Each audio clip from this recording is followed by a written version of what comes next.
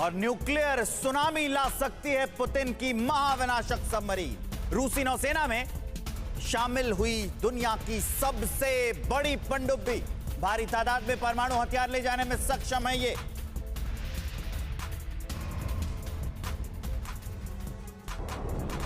Ukraine से जंग के बीच दुनिया की सबसे बड़ी पनडुब्बी रूसी नौसेना में शामिल हो गई है। ये एक बेहद सीक्रेट हथियार के तौर पर काम करेगी।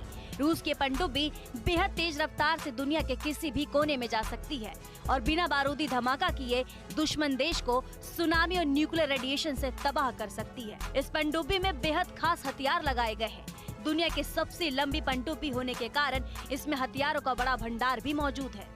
पनडुब्बी में स्कूल बस जितनी बड़ी न्यूक्लियर टॉर्पीडो है। 184 मीटर लंबी सबमरीन का वजन करीब 30,000 टन है। सबमरीन में 6 पोसाइडन न्यूक्लियर टॉर्पीडो ड्रोन लगे हैं। पोसाइडन न्यूक्लियर टॉर्पीडो की लंबाई 80 फीट के करीब है। दुनिया की तमाम सेनाओं के साथ रूस की सेना को भी इस बात की जानकारी नहीं होगी कि उसकी बेलगोरोड सबमरीन कहाँ है, किस मिशन पर है, क्योंकि बेलगोरोड के कैप्टन डायरेक्टर राष्ट्रपति पुतिन को रिपोर्ट करेंगे।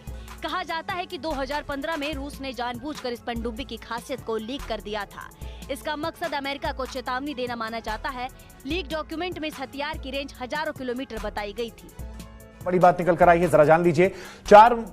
रूस यूक्रेन का 125वां दिन है। शॉपिंग सेंटर पर मिसाइलें दागी गई हैं और लगातार जो हमले हैं उनका दौर भी यहां पर जारी है।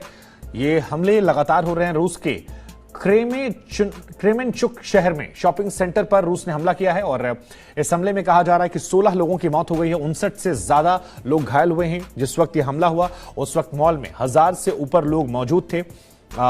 उधर विदेशी कर्ज की डेडलाइन से भी रूस चूक गया है, यह भी खबर बड़ी सामने आई और 100 सालों के इतिहास में पहली बार ऐसा हुआ।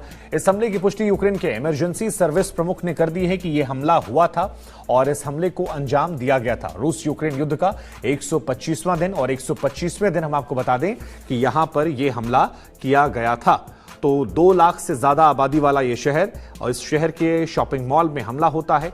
उद्योगों के लिहाज से अगर बात की जाए तो यह शहर काफी ज्यादा महत्वपूर्ण है। निप्रो नदी के तट पर यह शहर बसा हुआ है। ऐसे में बातचीत यहां पर एक तरफ चल रही है और दूसरी तरफ यहां पर यह हमला हुआ है। निप्रो नदी के पास यह शहर जहां पर यह हमला हुआ है। 2 संवाददाता हमारे साथ गीता मोहन मौजूद हैं और दूसरी संवाददाता हमारे राजेश पवार हैं। दोनों लगातार युद्ध को पहले दिन से कवर कर रहे हैं। राजेश वेटरन हैं और गीता इन पूरे मामलों की एक्सपर्ट हैं। पिछले कई सालों से देश के सबसे बड़े नेटवर्क में लगातार वो ऐसी खबरों को कवर कर रही हैं। लेकिन राजेश, शुरुआत हम आपसे करेंगे। कल हमने देखा G7 समिट में मजाक उड़ाया जा रहा था व्लादिमीर पुतिन का। वहां पर उस संवेदनशील मौके पर हंसी मजाक था, लेकिन आज जो खबर आई है वो काफी संवेदनशील है। निप्रो नदी के पास ये शहर, 16 लोगों की मौत, 59 से ज्यादा घायल, मॉल में हमला और ये बताता हुआ कि ये युद्ध कितनी ज्यादा तीव्रता से अभी भी गुजर रहा है। लोगों की लाशें बिछ रही हैं। भले ही बड़े नेता इसको गंभीरता से ले रहे हो, ना ले रहे हो या ले रहे हो तो वो दर्शा ना पा रहे हो, लेकिन ये युद्ध मानव त्रासदी बनता जा रहा है। देखिए शुभांकर, इसमें कोई शक नहीं है कि एक मानव त्रासदी बन चुका है। लाखों लोग डिस्प्लेस हो गए हैं, रेफ्यूजीज बन गए हैं और बहुत बड़ी तादाद में सिविलियंस और सैनिक दोनों तरफ से हताहत हुए हैं। और अगर इस मॉल में जो खबर आ रही है क्रेमेनचुक से, अगर यहाँ ये 16 लोग मारे गए हैं तो बहुत ही दुखदाई खबर है। लेकिन मैं आपको फिर बता दूं कि हमें जो इंफॉर्मेशन अब यूक्रेन से एमिनेट हो रही है, जो वेरीफाई नहीं हो सकती, उसको एक पिंच ऑफ सॉल्ट के साथ लेना जरूरी है। और देखिए, पहली बार नहीं हो रहा है किसी मॉल पे हमला हुआ हो।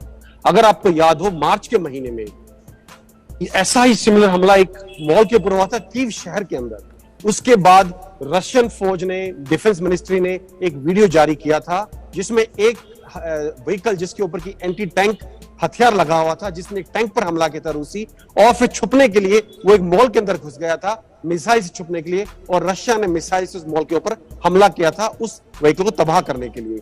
और देखिए, मैं आपको यह भी याद दिलाना चाहूंगा कि हम पहले दिन से सुनते आ रहे हैं कि हर एक यूक्रेनियन लड़ने के लिए तैयार है, अपने देश को डिफेंड करने के लिए तैयार है, और यूक्रेनियन सरकार ने सबको बड़ी मात्रा में हथियार, जिसमें एंटी टैंक हथियार भी शामिल हैं, मुहैया कराए हैं। तो कहीं ना कहीं चीजें बहुत ज्यादा मिक्सड अप हैं।